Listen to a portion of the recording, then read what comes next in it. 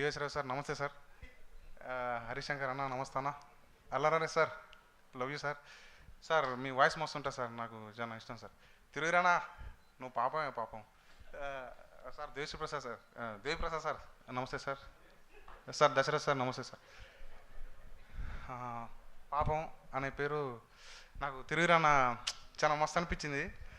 పాపం అనే పేరు నీకు బాగా సెట్ అవుతుంది అన్న, నీ ముఖం చూస్తేనే పాపం అనిపిస్తుంది. అరే అమ్మ అన్న ఇంద్ర పాపం అమ్మ పాపం పాపం అనిపిస్తుంది. సో నీకు అది సూపర్ అన్న, నీకు పాపం స్టార్ అని పెట్టాలి కాంచి పెడితే పాపం స్టార్ నీ పేరు. సో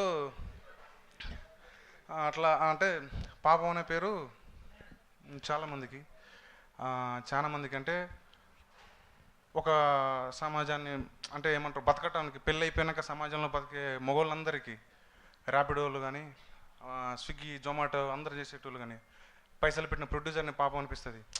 అంటే ఫ్యామిలీని వదులుకొని కష్టాలని ఎన్ని సంవత్సరాలు కష్టపడ్డాక డైరెక్టర్ని పాపం అనిపిస్తుంది. సో ఫెయిల్యూర్లు వచ్చినాక మళ్ళీ సక్సెస్ కొట్టినప్పుడు పాపం అనిపిస్తుంది. సో వీళ్ళందరికీ ఎవరైతే జీవితాల కోసం ఒక ఛాన్స్ అని లేకపోతే ఇంకోటి అని దేవుడు అనుకే అందరినీ దేవుడా ఒక్కసారి ఛాన్స్ ఇవ్వాలనుకునే వాళ్ళందరికీ ఏదేదో పోతుంది చలో. సో వాళ్ళందరికీ సో ఆ పాపం అనేది మగవానికి చాలా దగ్గరగా ఉంటుంది. సో అలాంటి వాళ్ళందరికీ కష్టపడే వాళ్ళందరికీ పాపం దేవుడు ఒక ఛాన్స్ ఇవ్వాలని కోరుకుంటాను. ఈ సినిమా కూడా పాపం ప్రతాప్ కాకుండా గట్టిగా బడ్జెట్ రావాలని కోరుకుంటాను.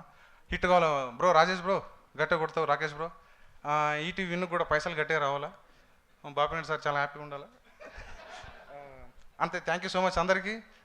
శ్రవంతి మేడం పాపం సూపర్ మేడం మీరు. Thank you bro, thank you so much. Thank you అండి, thank you so much. Yes, ఒక సంతోషం, ఒక మిస్టర్ పర్ఫెక్ట్ వంటి ఒక నిమిషం మేడం.